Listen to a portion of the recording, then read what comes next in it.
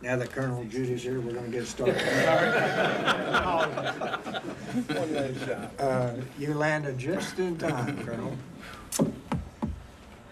All of us are present this evening. However, Ben and Tammy will be absent. Item 2, at the Commissioner's request, discuss any item of concern on the regular session agenda of June 19, 2018. Anyone? Hearing none. Item 3, update from Attorney General Mike Hunter on the call water issues. Gerald? Yeah, I'll go ahead and introduce our Attorney General. We're very fortunate to have him here today. We've worked to get him here to update you on some things, and so I guess probably don't need any further ado. He's from this area, Mr. Hunter, Attorney General Hunter. Thank you. Come on up, sir. Good to be with you all. Thank you. It's good to have you. So, we have been, on your behalf, spending time with senior staff here at the City of Enid, as well as the Osage Nation. We are, I think, well aware of the interests of the City of Enid with regard to the COP project. And as most of you know, there has been public statements by the Osage with regard to claims that they are lodging with regard to ownership of water rights within their original tribal lands. I want to introduce Maria O'Brien, who is on retainer with the state of Oklahoma. Maria's an attorney. Her offices are in Albuquerque, New Mexico. So I'm digressing here for a second, and it'll make sense to you, I promise. Maria and I were effectively the lead negotiators for the state of Oklahoma with the Choctaw and Chickasaws with regard to the litigation that affected almost the entirety of the waters in southeastern Oklahoma. So, as we all know, that negotiation was successful, and we both have a game plan for conservation and preservation of those waters, as well as making those waters available for Oklahoma City and central Oklahoma. So I don't know if we have battle scars or experience or both, but our approach that I would like to share with you, and I want to, at the outset, advise that we are limited with respect to how much we can discuss what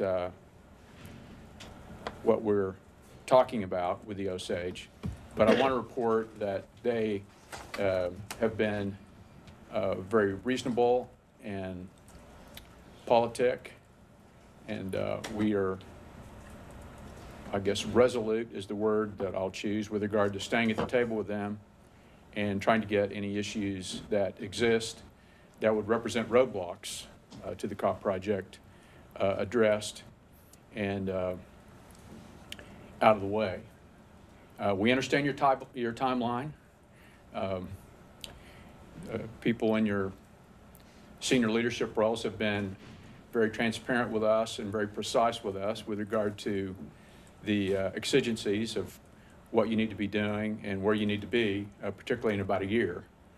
So we know the timeline's tight, but I wanted to spend some time, again at the request of the city, just to report that we are in discussions with the Osage.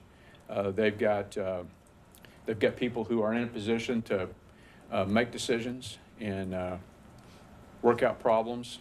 So we feel like we've got everybody at the table, and we feel like so far we're moving in a fashion that is calculated to produce an outcome that's in the interest of the city of Enid and other customers you serve in the area of their water needs. So I want to allow whatever questions that we can answer going forward, and I also want to give Maria here a little bit of time maybe to provide a bit more color with regard to where we go from here. So Maria, why don't you give us a little more of a deep dive, and then we'll answer questions, and hopefully everybody will feel a little bit better about the situation than they did before we started. Maria. I was going to move it closer, but I realized it's just for the, I was told it was just for the television cameras. All right.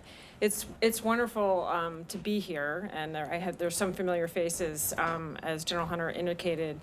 On behalf of the state, along with General Hunter, we've been working closely with city staff first to understand the Coll Lake project and the significance to the city, and make sure that first and foremost, as we continue our discussions with the Osage Nation to address their concerns and claims and the state's concerns and claims, that Enid's water project, the Coll Lake project, is first and foremost in ensuring that that moves forward, as General Hunter indicated, on the schedule that the city has set out. It is, as General Hunter indicated, I worked on the Choctaw-Chickasaw settlement with the state of Oklahoma that we brought to a successful resolution. I've worked actually around the West on other settlement of other Indian water rights claims that involved obviously states, but as well as municipalities with significant and important water supply issues. And with regard to where we are now, I am very optimistic in terms of the commitment, certainly on behalf of the state. General Hunter and his office in the state have dedicated their time and resources, which includes my time and resources, to resolving the claims of the Osage in a way that is satisfactory, certainly, of course, to the state, and again, that incorporates Enid's concerns and its project from Coll Lake. So having been through not just the Choctaw-Chickasaw settlement, but other water settlements around the West, my optimism has a basis based on experience. And there's certainly work to be done, but the articulation of concerns and claims when we do communicate and get together with the Osage Nation, which is regularly. We're on a regular schedule of meetings, and in between those meetings, work is being done. We're almost monthly at this point, and allowing time between meetings to for the parties to assess where they are. So it will take some time, but we are, again, committed in ensuring that the Coll Lake project does not hit any obstacles that would affect timing and funding and ultimate success of your project. So as General Hunter indicated, I would like to give more color, but we are a little limited. As you, I think most of you know, in the context of any discussions where you're trying to at least at the beginning divergent and you're hoping to make them convergent concerns, that we do have a confidentiality agreement at this point in terms of the specifics of the discussions, and that will continue as we move forward, and at some point we will bring Enid more specifically under the umbrella of that confidentiality agreement, but at this point it is more limited to enable the discussion to get started more concretely. So as time goes on, we hope that we'll have more to share with your staff. But as we indicated, we are in close contact with your staff, who have been very helpful in us understanding the practical need for the project, the timing, and updates on where you are, so we can make sure that we work as hard as we can to address those concerns. Is there anything, Attorney General, that we wanted to? I have a question. Some of the concerns with the Chickasaw and the Choctaws probably are similar to the Osage. And do they overlap any, or do they work for the Osage as they did for the? And you may not be able to answer that. Sure. Well, I can say there are certainly some public articulations from the Osage, and obviously Choctaw-Chickasaw is very public, and we're at this point, which we're very proud of. There is some significant overlap, and there also are differences. The overlap is in kind of the basis for the claims. The claims arise from claims based on, well, the Choctaw Chickasaw, what they called former treaty territory. With the Osage, it's, the former reservation lands, Osage County, relating to rights based on federal as opposed to state law. So those are the common elements. And then claims with regard to historical rights to the bed and banks of streams that then would give rise to claims to water as well as regulatory jurisdiction. So that's where there's significant overlap in terms of the basis for the claims and how they arise. And Indian water rights claims, the reason that there can be complex and difficult and is that most, except for Indian water rights and some other limited kinds of rights, claims to water and jurisdiction over water resides with the state. And so when Enid got its permit for the Kaw Lake project, it went to the OWRB and obtained a state water permit, although it has to get a water supply contract because it's a U.S. Corps of Engineer lake. The right to use the water is a state-based process.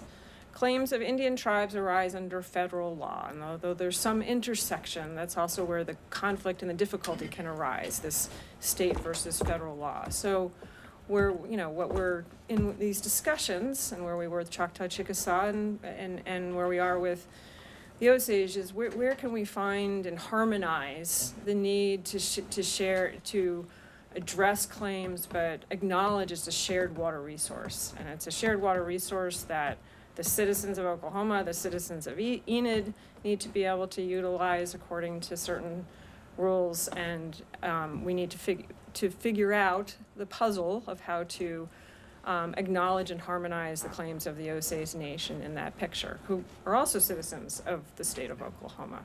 So the unique history of the Osage Nation, unique history of the Choctaw Nation, Chickasaw Nation, but similar kind of origins of the claims and trying to harmonize claims over really what's a shared and in many cases a limited water resource.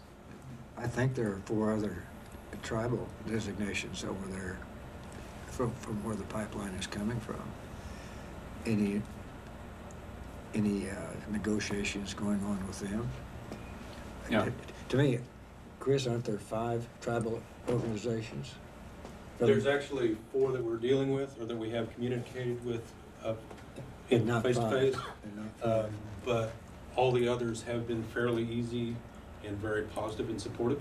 Okay. The Osage, they have been supportive, but they do jealously guard their sovereignty. Sure. And it's between them and the state. Yeah. So as Maria said, Mayor, the origins of the claims that were initiated by the Choctaws and Chickasaws have similarity. They also have differences. We're hopeful that the outcome, how those claims were addressed and resolved, can be a template for how we get this matter concluded. Because the determination by all the parties was there's sufficient water here for everybody. There was very careful science applied to the reservoir management that we all agreed to. The tribes acquired more of a role in an advisory fashion in managing the waters in the southeast part of the state. But the outcome was really one of those situations where everybody won, and you don't have that in every negotiation. But the good news is that there's I guess general thinking around the table that was a good outcome, and if we can end up someplace similar to that, that would be good for everybody at the table. We do thank you for what you're doing.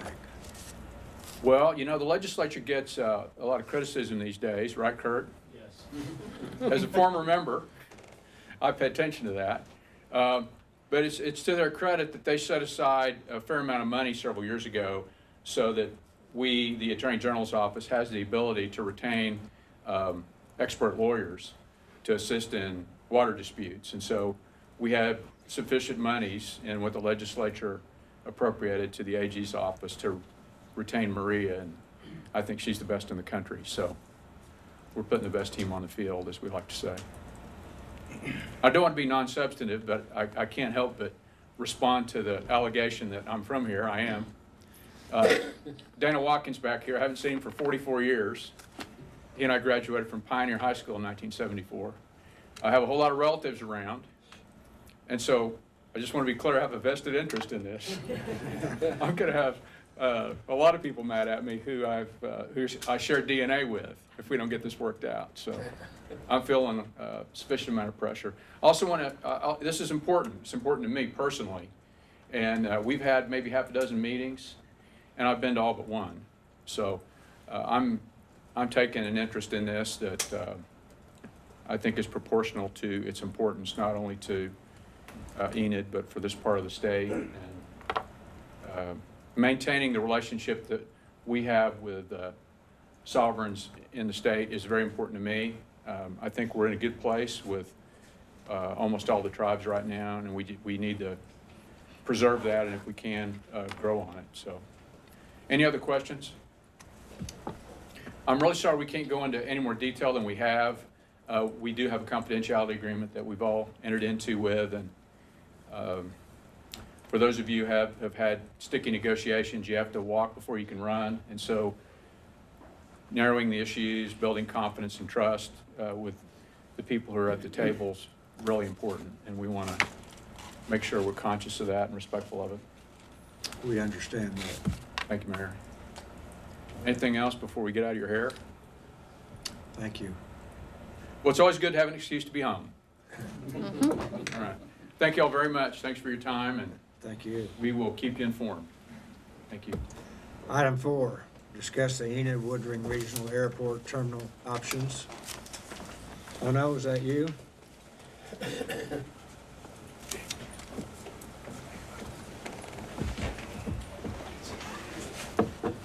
Good evening.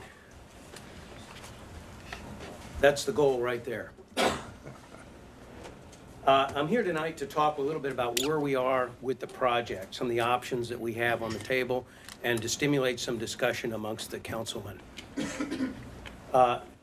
If you recall, the project was initially advertised in February of this year. We got the bids open the end of February. They came in high, and we brought it to you all who went ahead and rejected it at our recommendation. These were the bids that we received. You can see Hoey Company was about 2.4 million, and RSM and Rick Scott were quite a bit above that, but you'll see these names again later on in this briefing.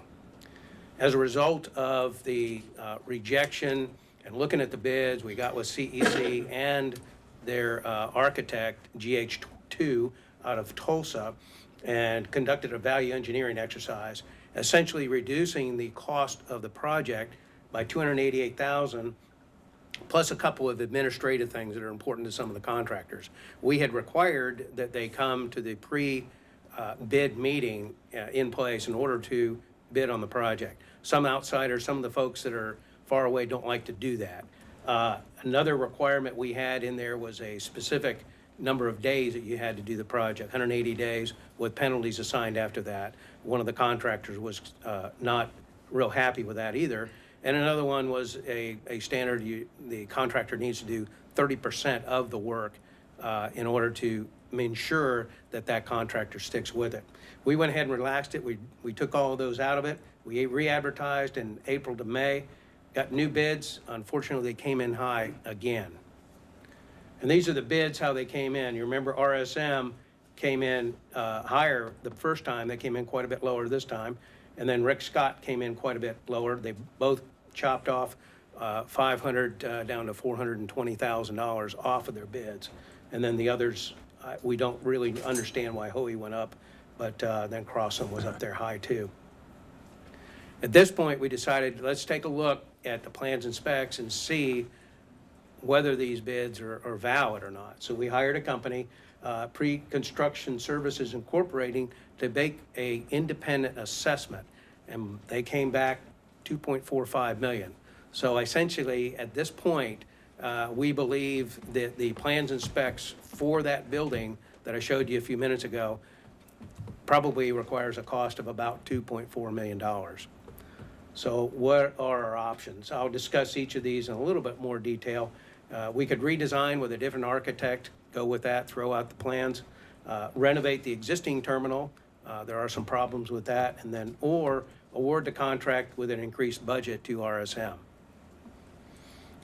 If we redesign with a different architect, first thing that comes to mind is we forego the money that we've expended already on the plans and specs, about $225,000. We'll have less dollars for construction if we stick to the original budget because of that, if you will.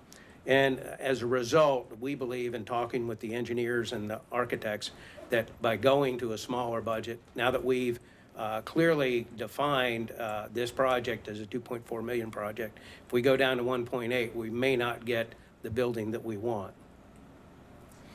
Another option would be to remodel the existing building that we have. Right off the top, the Aeronautics Commission has said the money that they wanted to give us for a grant, $500,000, would be for a new building, not a renovated building. So initially, the budget goes down. There'll be some big problems with the plumbing, electric, and roof. I've got our plumber out at the airport at least once a week working on plumbing issues. We've had electrical issues. So we'd have to rework these things. I'm not saying it can't be done. I'm just telling you it'd probably be hard.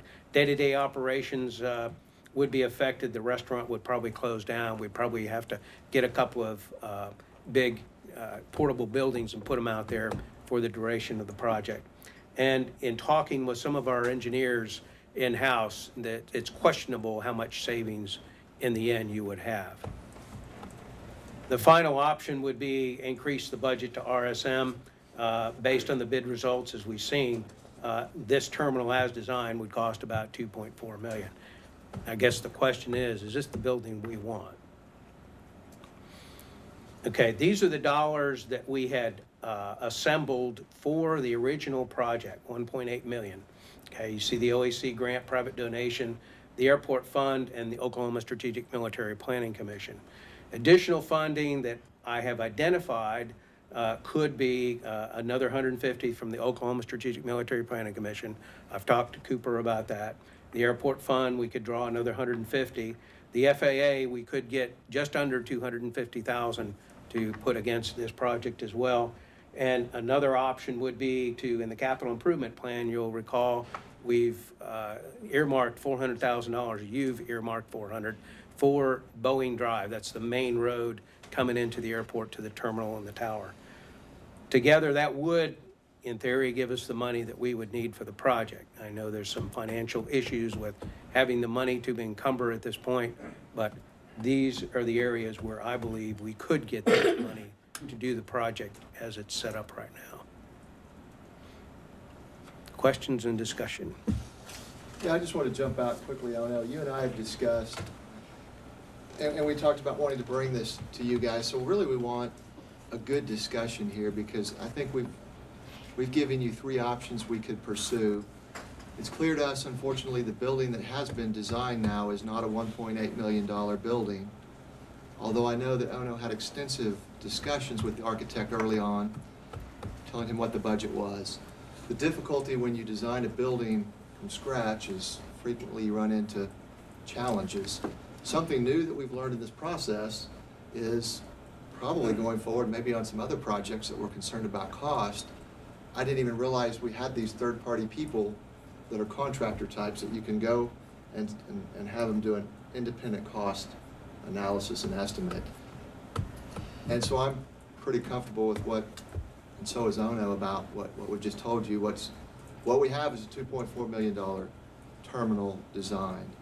For us to go forward with that, currently, we do not have all the funds. We've shown you a roadmap where we could recoup funds or get funds. And certainly I think there's a way we could probably, we would have to appropriate money. We would have to reach into probably EMA reserves. Aaron would have to help us with that. The renovation, I think there's challenges with that. I don't know what we would get. I think that's what Ono's asking the question, is this the building we want? When we started this project, we knew we had a budget, and we knew we had an idea of what we wanted, and what we got was a $2.4 million design. So I guess our question is, how do you want us to proceed? Tonight, obviously, is study session, it's discussion, but we're going to bring to you sometime, either one of the next two meetings, some action items, because we've got to move forward one way or the other, and either work on trying to fund this project, whether it's now or in the future, or at some point reject the bids and move forward with a new design. The renovation is something that I'd asked, and I think several people have talked about as a possibility, but there are significant challenges. And again, we don't really know what the cost estimate will be for that. So, what do you guys think? How much additional space are we getting with this new building? Not very much. It's pretty much the same size building now. Initially, when the very initial design that you never saw was about 7,300 square feet. This one's about 6,400 square feet. We actually took out a conference room that was going to be in there to help keep the price down because the price was too high at that point. What it does is it rearranges things. For example, in the pilot's lounge, you have a room that from that door to here behind me, that's it. And the airports that we have seen and the people that we talked with, pilots and tenants, expressed a desire to have something that they could lay down and sleep. We put a little closet room in there for that, and a place that has 24-hour access. That's what, the airports that we went to visit had. And to substitute for this conference room, we are taking a room that is part of the restaurant, if you will, and making that serve as both a conference and an overflow dining room for that purpose. We also wanted to have an area for passengers that come in, and it doesn't happen very often, but sometimes they'll come in on off hours so they could get in, get to the bathrooms, get to the vending machines, and wait for their flight. Or if they're coming from somewhere, they have a place to go into. We have on occasion sent one of our guys out there, we have an on-call number, to go out and just to open the terminal so an arriving aircraft or departing aircraft, the people could use the restroom and the facilities and that sort of thing. So How many restrooms is there in the building you have now? there's a male, a female, and then a joint one way in the back. Are they both pretty good size? I haven't been in them, but Well, the female has 3 stalls, the man has 1 and, a couple of urinals. They're adequate at this point. When that the independent estimate was given, was it just a financial assessment, or did they assess the drawings, or did they assess anything else? Was it just purely about the pricing and whether or not that was accurate or not, or? My understanding is we gave them the full plans and specs, Austin, yeah. Did they voice any concerns about the structure of the building and how well it was done, or was it just purely? It was purely what would this cost to build? What do you think? Well, if we go with the $2.4 million project, if later we're able to attract commercial aviation to the area, would it be sufficient to handle that? Well, we planned, if I can go back to the first.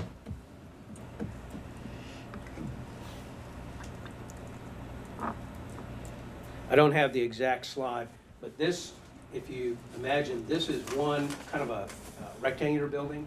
This is kind of one that's off about 30 degrees.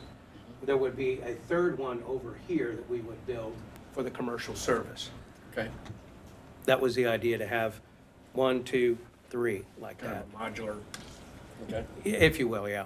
Oh, no, are you $600,000 short? Oh, or a little more than that. It's Well, you closer said to 2.4, and you've got $1.8 million spoken for.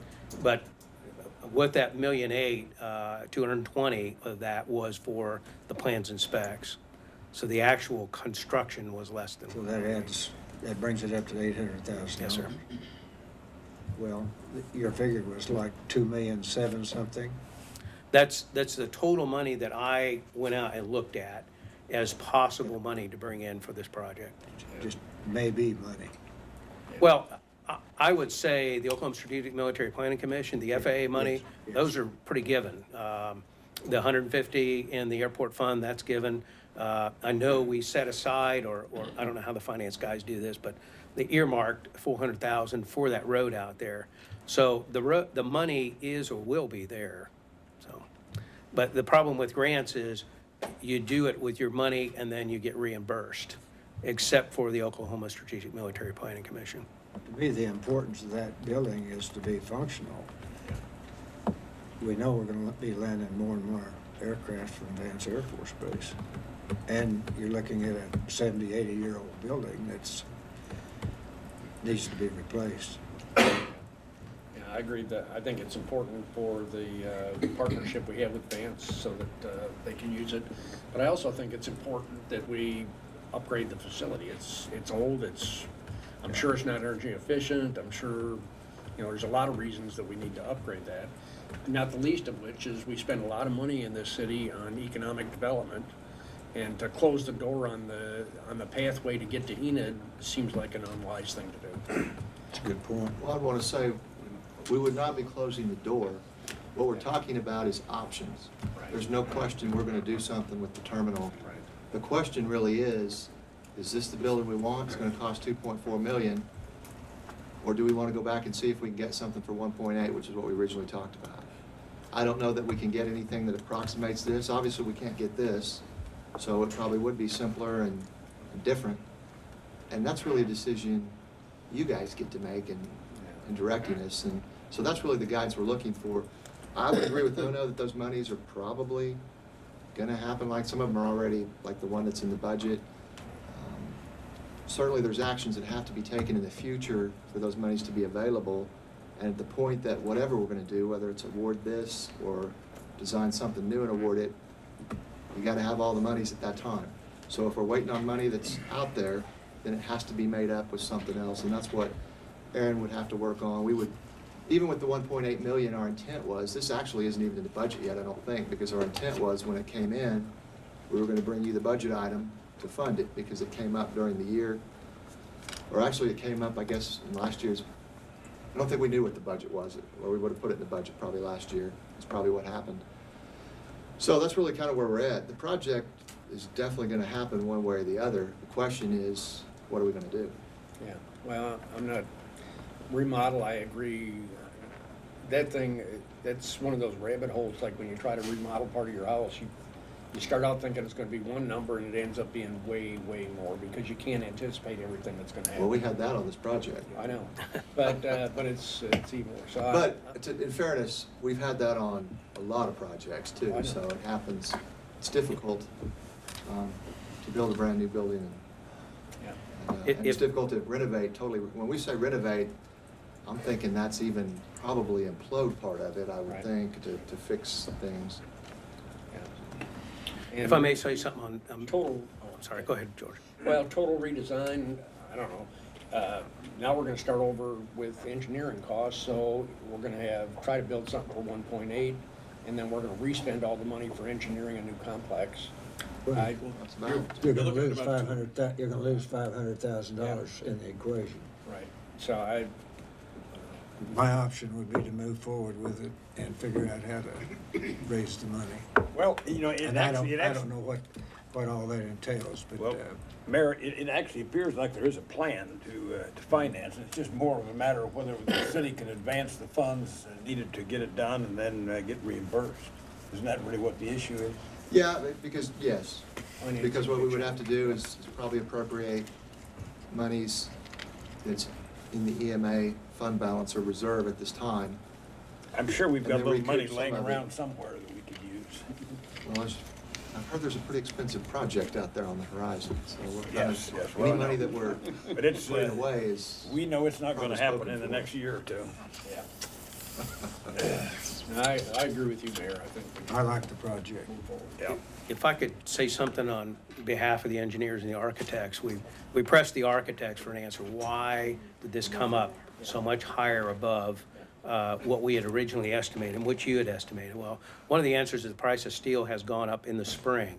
Remember, they did the estimates way back there, probably in the early February timeframe, before this was ever bid, or maybe in January. And then subsequently, as the steel was going up.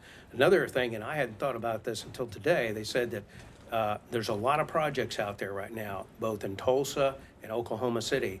And these guys that are bidding these projects would rather bid them at home rather than have to come to Enid. The other issue is we did not get a local bidder to bid this thing, and that would have saved us some other monies as well. So, yeah, it is what it is at this point, I'd say. Are they all bonded? Yes, Yeah, they have to be. yes. Yes, sir. Sometimes you think that, and you Right. Melissa makes I think sure. it's a requirement before they go. Yes, it's part of our, we comply with the Public Competitive Bidding Act, and that's a requirement. I think we need to move forward with it.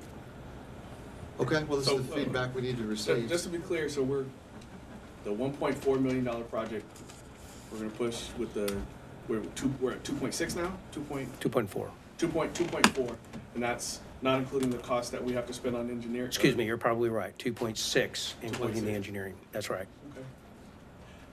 It's $800,000 any way you slice it, Just wanna make sure I understand. or the way I slice it, that's $800,000. It's a huge jump Yeah. from what we budgeted for. Yeah. What we'll do is look at options. I'll ask Aaron to start looking at that, and Okay. anything we bring back would involve, going forward right now with the cost as it is, budget amendments. She can analyze the impact of that and probably come back at a future meeting. Okay. Okay? Thank you, Ono. Keep the faith. Item 5, present and discuss the Forgotten Ministries Tiny House Village proposal. Thank you, Mayor. Chris? Good evening. This slide illustrates Forgotten Ministries campus right next to the New View Apartments off Leona Mitchell. It's outlined in yellow. Their center is right here. A couple of years ago, we did a PUD, a change in the ordinance to allow some boarding houses in the R3. This particular piece of property is zoned R3, which stands for Mobile Home District. And that was very successful and allowed them to move in some oil field bunkhouse type housing, and they house some men in here. Currently, in this area of their campus, they're looking at establishing a tiny house where they're going to transition homeless off the streets and into housing. That's just a tighter shot of that site. This is Zone C3, meeting the regulations. There could be 3 lots here. They could do 3 tiny houses. With our current regulations, they want to do 12. And here's their concept of that.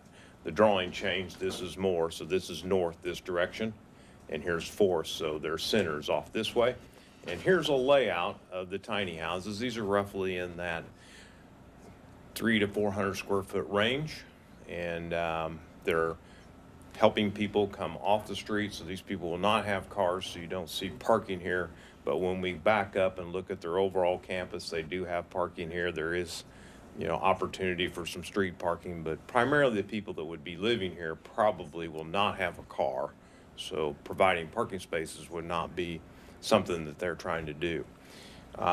This is just a brief description of what they're doing. Basically, I've communicated that. The last thing, in order for this project to move forward, would require the council, if you decide this would be a pathway to make this project go forward, is to change our PUD ordinance, and it would simply be adding tiny houses in those 2 paragraphs.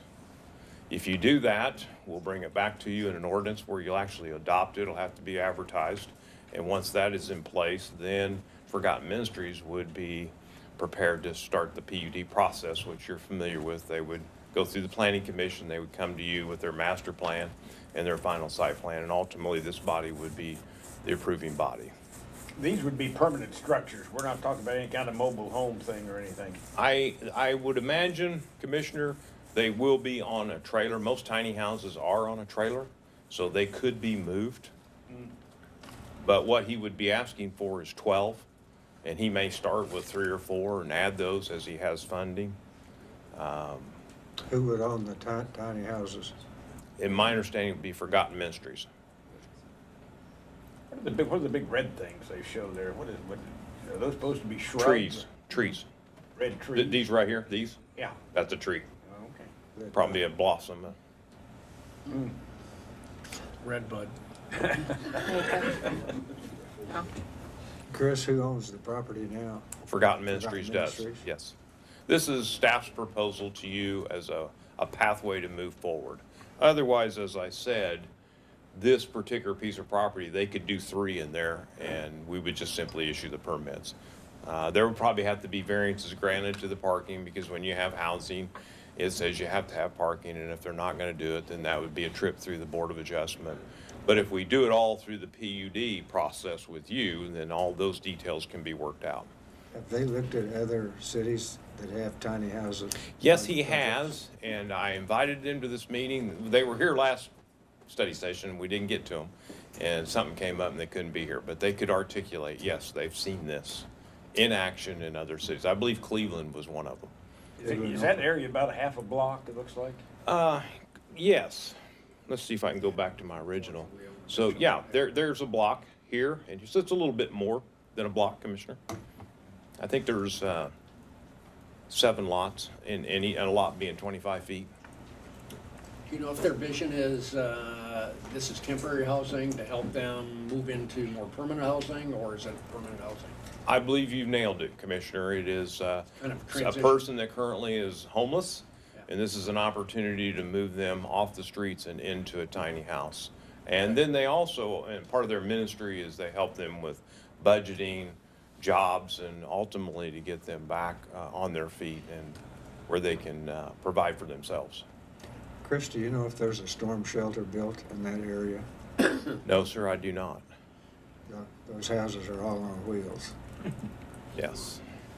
I'm not familiar with the housing around that. Do you think there would be objection by neighbors for putting that many houses? This whole ministry has been received very well in Okay. this neighborhood. All right. We have not, when we did the PUD for the boarding houses here, we did not get any opposition at all. So I think the community as a whole appreciates what Forgotten Ministries is doing and see it as an improvement to their neighborhood. Well, if they get 12 off the street in the same area as 3, that seems like it's probably a pretty good idea. But if this seems reasonable, then I'll prepare an ordinance with Carol and we'll bring it probably back to you in a near future for you to vote. Yes, sir. One question. Will this be set up for single individuals or one person per house? It's You my said 3 to 4 it's square my feet. understanding it'd be one person. Yeah, 400 Now, square if feet. there happened to maybe be a married couple, that probably would work. But I don't think it'd be 2 men or 2 women. But Forgotten Ministries really could answer that better than me. But it's my understanding it'd be 1. These are small. If you're familiar with what tiny houses are, they're not big. But it works because he has the facilities here in his center. So these are basically where they will be sleeping. Chris, I probably should have asked, are they gonna have utilities in each of the little houses? Sure. You bet. Thank you for your time. Okay. Item 6, update on the legislative session and issues by Kurt Rogo. Kurt? Good afternoon. I was a little nervous when the meeting started. I thought I was going to have to do this in front of the Attorney General. So I feel a little better now. So we'll get moving. It was a pretty productive session as far as municipalities are concerned. I think cities across the state of Oklahoma fared pretty well. There was a lot of legislation that was introduced that was a negative impact, and don't think that cities got burned really much at all. So, but start out with the budget. That's always the most important item of the legislature. This year's appropriation was $7.5 billion, which represented almost 11% increase. A few notable departments. There's always a story behind each one, but Department of Commerce took the biggest hit. But the story is they took out the bond payments to the Native American Cultural Center that's being built in Oklahoma City. So they separated that from Department of Commerce. That's why they reflected such a decrease. Otherwise, you would have thought that they were just gutting the whole department, but that's not the case. They actually had an improvement on their budget minus those bond payments. Able Commission, as you well know, October 1st of this year, the modernization of our liquor laws takes effect, and there's going to be new rules, regulations. 3.2 beer goes away, full-strength beer, wine in grocery stores. A lot of variety in the alcohol market in Oklahoma has changed, and even to the point where our own municipal golf course is having to renew their license and get a different type of license to be able to sell beer at the golf course. DEQ, they saw an increase. Oklahoma Water Resources Board saw a slight increase. Department of Transportation saw a slight increase as well. Education, of course, it all revolved around the education budget this year. That's the reason for the big revenue increase. They fared very well, and Department of Education, which is Common Ed, got a $480 million increase, almost a 20% increase across the board. Higher education, slight increase, and career tech system had a slight increase as well. But all the focus was on teacher pay and getting more money in the classroom and such. And also support employees got a pay raise as well, and that was a big deal. So this all leads up to a new issue that we're right in the middle of right now, and that is a veto referendum. You can do an initiative petition to get a law passed, which we see often.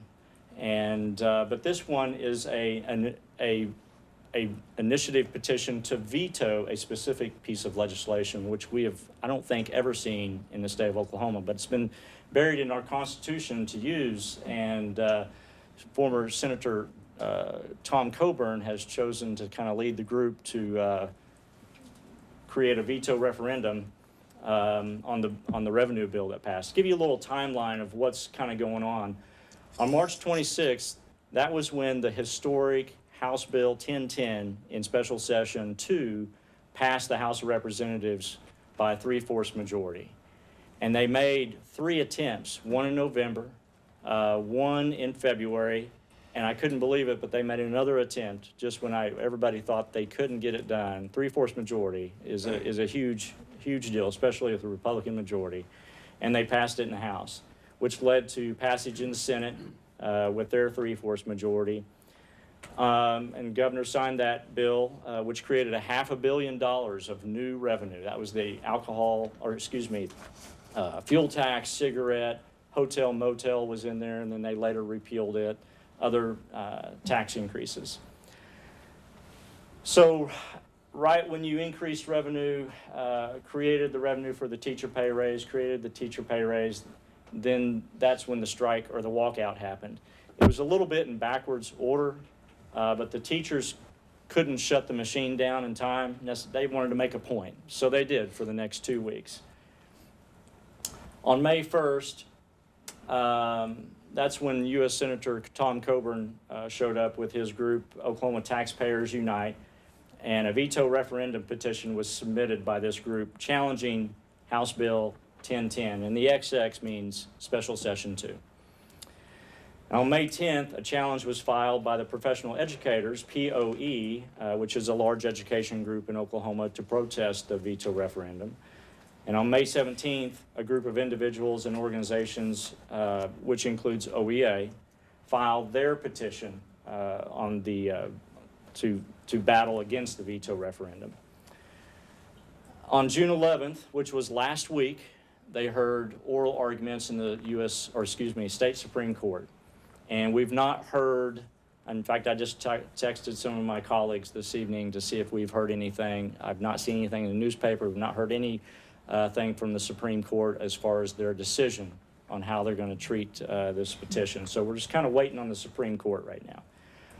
But other dates to keep in mind on this issue, June 27th, the revenue increase created by this bill takes effect. And it takes effect 90 days after it was signed by the governor, which it was signed on March 29th. So the date comes out to be 90 days later, June 27th. So there is also a question, it takes effect, but can they legally collect the revenue because now it's tied up in a court battle? So that's going to have to be answered when they cross that bridge. And then also another notable date is July 18th, and this is the deadline for the challengers, which is that Oklahoma Taxpayers Unite, not to be confused with Oklahoma Taxpayers United, which is a different group. But this is the deadline that they have to collect their signatures. They have 90 days following the adjournment of the session when the bill passed to collect and submit their 41,242 valid signatures, which is equal to 5% of the last gubernatorial election votes. And this was voted on in special session number 2, and that special session number 2 adjourned April 19th. So their deadline is July 18th. So there's a lot going on. And the reason I bring this up is if they're successful, they get it on the ballot, it will likely be on a November ballot. And if it passes, it tips everything over.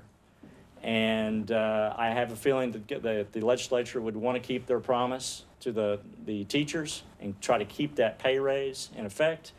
And they're going to have to grab money elsewhere, either do a different type of revenue increase or go after tax exemptions or whatever the case may be, or transportation money. And so it's going to affect the budget in a lot of different ways if they're successful. And I understand their argument on the whole issue is taxes. Nobody likes tax increases, and that's what they're battling. But you want to keep your eye on the ball on this veto referendum. A couple examples of failed legislation. Of course, when session was out, I sent you all a list of all the legislation that passed, but a few examples of things that didn't pass were Senate Bill 1259, which provides that the board of any county commissioners of a county shall have the authority to approve or disapprove any attempt by a municipality to de-annex property within that county, basically giving them authority over city government. That just doesn't sound good in a lot of different areas, in a lot of different areas of the state, but it failed.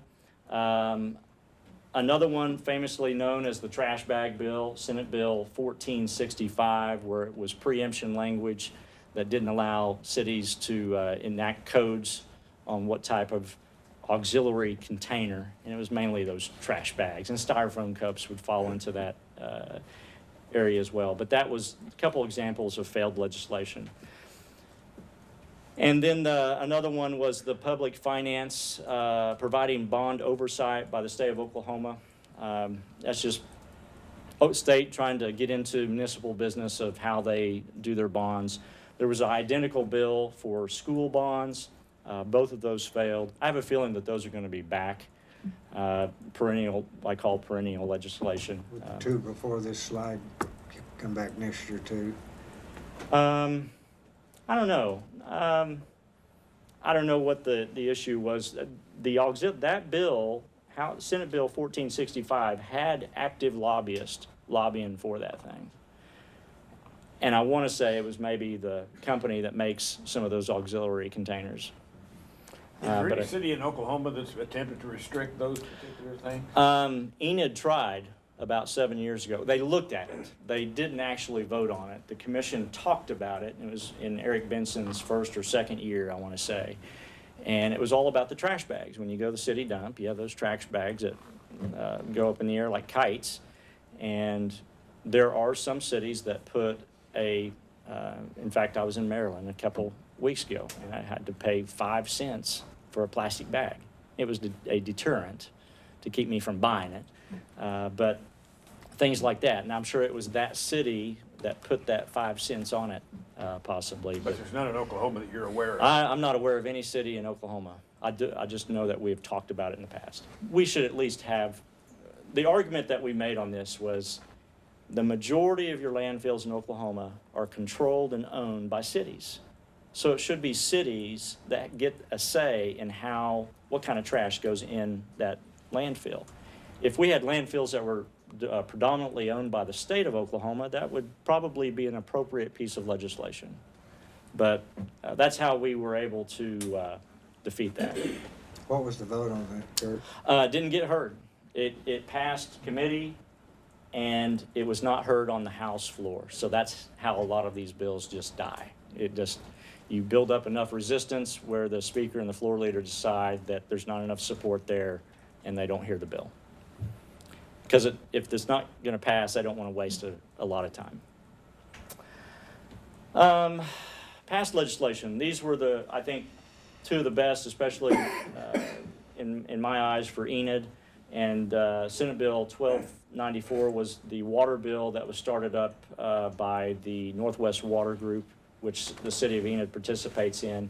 Basically, when the Water Resources Board wants to lower or raise the maximum annual yield, that you can use some third-party data to help with that decision. That's basically what the issue with Senate Bill 1294 was.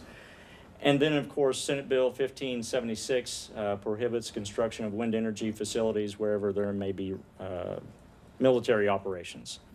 And, of course, that was something that Mike Cooper worked very hard on. I know the wind industry was very appreciative of his involvement. And I'm hearing that legislation is probably going to be some model legislation used across the country. A lot of input from the industry and from the military on that. Legislative candidates. Next week is first of our primaries. And there's going to be a lot of interesting things go on. Oklahoma saw the largest number of candidates file for office April 11th through the 13th, since records have been kept for the state. That was one of the goals of the teacher walkout, was to get more people to file for office, and they were successful. They made a point about their education funding, but they also inspired a lot of people in the education community to run for office. Also, this election cycle follows a record-setting year for the most special elections in the state history, and I think you've heard me talk about that in the past. I want to say there was like 8 or 10 special elections last calendar. It was unbelievable. Everything from people leaving for jobs to scandal to you name it. It was out there. I don't think I'll see another year quite like that one. This is some breakdown that I've given to you in the past on a report. 448 candidates filed for state and House Senate. I thought it was interesting that there's 250 Republicans, 175 Democrats, 15 independents, 8 libertarians. 11 candidates were challenged in front of the Oklahoma Election Board.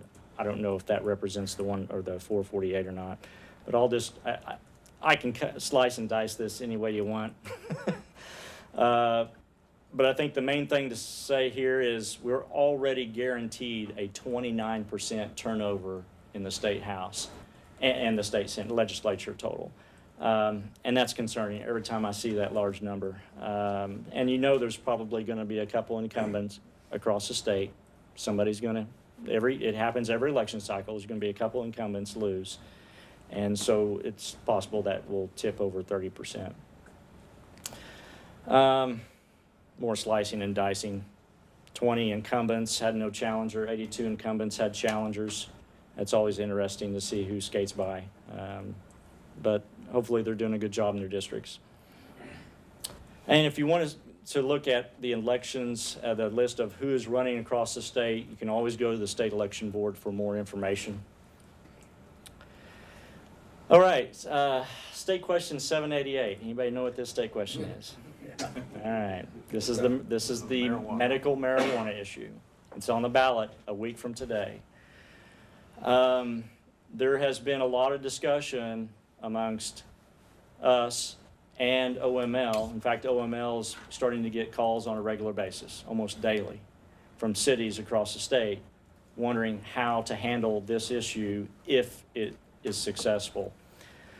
June 26th, and this would be the first state to initiate a medical marijuana program without listing specific ailments for which doctors would prescribe. And I really did not use this word properly. I found out later that it's not a prescription, it's a permit. So that's why the Oklahoma Medical Association has already some concerns with this. 30 other states have passed laws authorizing the use of medical marijuana, but all listed qualifying conditions. There is a section in the law, the petition that they put together, which would change the law, there's probably some other hints of it in there, but no city or local municipality may unduly change or restrict zoning laws to prevent the opening of a retail marijuana establishment. So OML is already working to address those municipal concerns. I've also learned that this cannot be categorized as smoking in public places because it's medicine, so to speak, if it were to pass. And so there are already some cities starting to get creative. I just got an ordinance today from Elk City that is going to look at maybe if you're in a public place and there's an odor, you can declare it a nuisance. And so there's going to have to be some thought go into this entire issue, if it passes, as to how to responsibly regulate this as a community. So it's going to have its challenges. Polling, everybody's interested in this. A few months ago, they said 70%. And I don't know where this came from. I just get I can't put this towards one specific poll. I did hear from my lobbyist friend, one of my lobbyist friends, who said today it's trending below 60%. And then they also went on to say that one of our congressional districts that was looked at showed 60% of Republicans as primary voters oppose State Question 788. So what I'm seeing here is a trend. As we get closer to Election Day, it's getting tighter and tighter. And it's going to be within a few points. That's my prediction. But it's going to be interesting. But it's trending backwards. It's trending negative, but it's still over 50% is what I'm Well, there's an gathering. organization that's moved into the state that's spending a ton of money advertising against it now. Which Yeah, is that's bound to have some impact. yeah. I know Senator Langford, U.S. Senator Langford's getting involved, and OML is getting involved. They're the lead organization, I think, trying to help fight it, and so. I just thought that was interesting. But I also wanted to show you here, going back to my previous slide, 448 candidates filed for the legislature. 250 are Republican and 175 Democrats.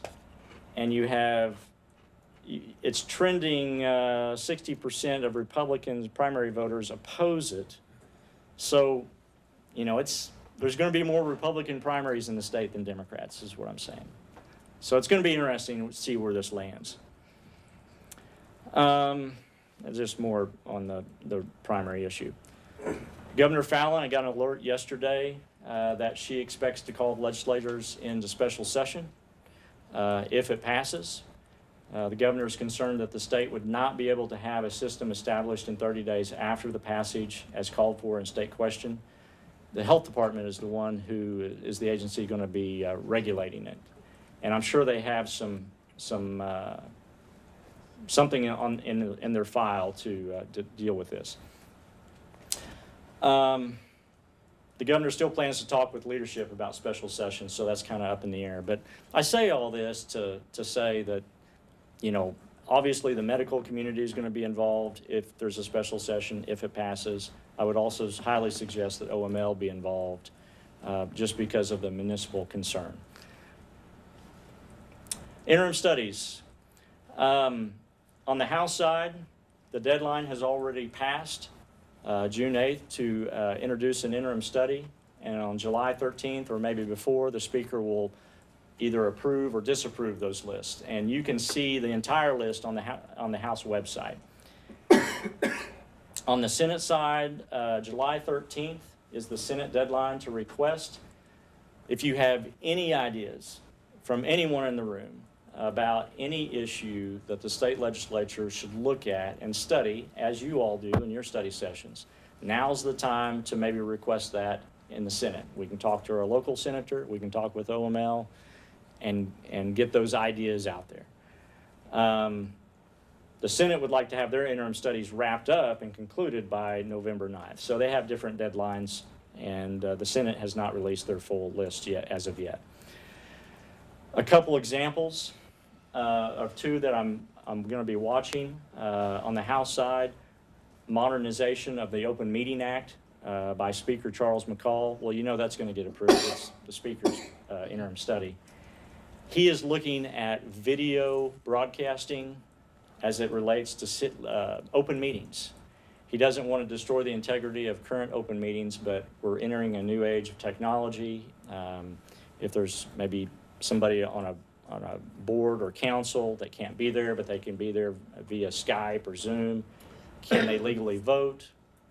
What laws would they have to change to legally vote? Is it a good idea? He wants to explore that without destroying the integrity of what we have right now. The second one is assessing state fees when administering federal grants for municipalities.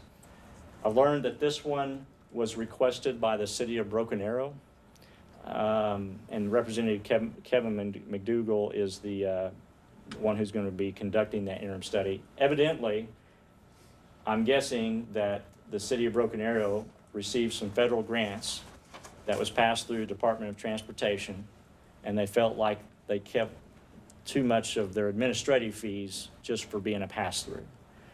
And so I don't know specifically what that was, but they, I guess, were a little bit upset with how much money the State Department kept. Was those on a percentage basis or a set fee? Yeah, typically on administrative fees, you see anything from 2% to 5% is, 2%. It all depends on the amount, I suppose. But, they're handling the money and they want their cut of administering and taking care of how that's administered. And I don't know the specific on that, but we'll find out. This is a little bit of old news. I was actually supposed to be here maybe a couple weeks ago, but on June 4th, the Transportation Commission approved a $11 million bridge replacement on US 60 in Enid. We know it as Highway 81, the bridge over the railroad. And I'm sure, obviously, staff already knows about this, but I spoke with the district engineer, and he has to do extra permits because they're dealing with the railroad, and hopes to have a September, October start date. And so obviously that's a main artery for Enid, and you'll have to handle traffic. And he also went on to say this is part of the 8-year plan. There are also other plans to work on that road going all the way north to Grant County, 81. And everything is on track, and hopefully it stays that way. So that's all I got. Any questions? Questions? All right. Thank you, Kurt. Thank you. We are adjourned. We'll meet upstairs at 6:30. Thank you for watching the Enid City Commission study session. All meetings are broadcast on local cable channel 12 and in high definition on channel 112. In addition, the study session is live streamed on the web at enidtv.org. If you have any questions or comments regarding this broadcast, please visit the City of Enid website at enid.org.